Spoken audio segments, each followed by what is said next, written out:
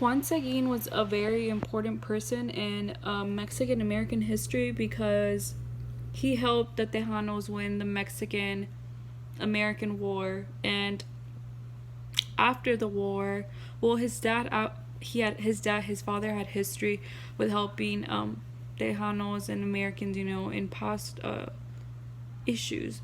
And obviously, if that was passed down, you're gonna do that same as your dad. So he ended up doing that. He helped the Tejanos win the Mexican American War, and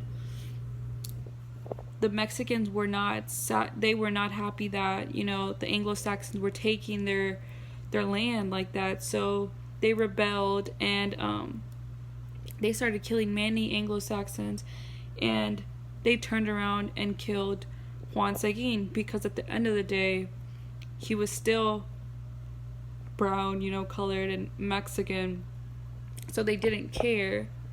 And I feel like that's an important topic also because many Latinos in America tend to think if they're lighter skin or they help, the higher elite class or whatever, that they can be looked at as if they're better, but at the same time you're still brown and you're still a Latino. So like many people, affluent people, may still think that you're below them, so that was one good topic that he talked about. And also he talked about how New Mexico, once the railroad was brought by Congressman Miguel Otero, which also New Mexico is one of the oldest civilizations in America.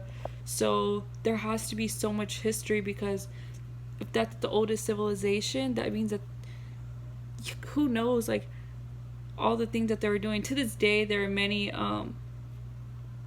Indian, Native Americans in New Mexico. When I pass by, I always see, how sacred some land is, or,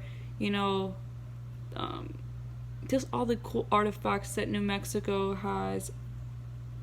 And many of them had land there, which in terms people were trying to take their land, but they were fighting, to not have their land took.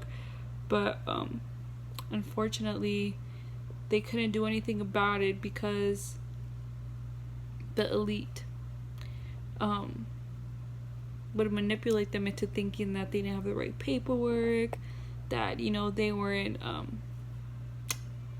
able to have this land, which in terms is just the Anglo-Saxons trying to like brainwash them into giving them their land.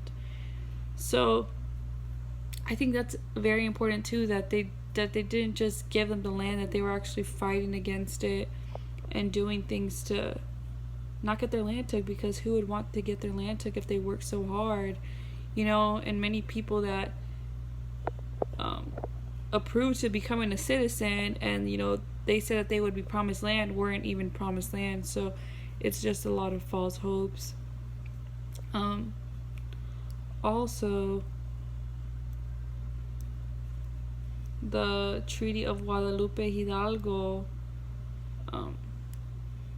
it gives rights to current citizens in the newly acquired Mexican territories after the Mexican-American War. So it was something that helped them, but at the same time, it didn't help them because Anglo-Saxons did not want colored people in America. And at the end of the day, new laws have passed contradicting this actual treaty. So it's a lot of back and forth thing to, promises and brainwashing and just being very greedy in order to have land and wealth and power. So this goes hand in hand with obviously what's still happening to this day.